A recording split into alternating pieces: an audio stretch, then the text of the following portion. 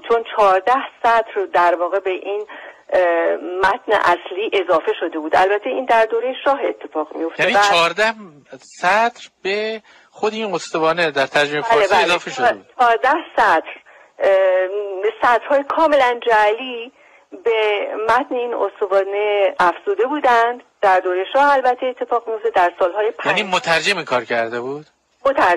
مترجم کی بود آخه؟ خود ما نمیدونیم. یعنی حتی در خود محافل علمی که توی الان بحث راجبش هم در انگلیس هم در آمریکا که من در جریان این بحثا بودم، نمیدونن که چه کسی در ایران دست به این کار زده.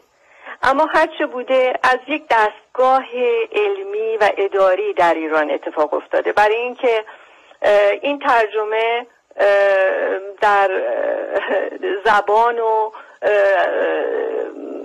صحبت‌های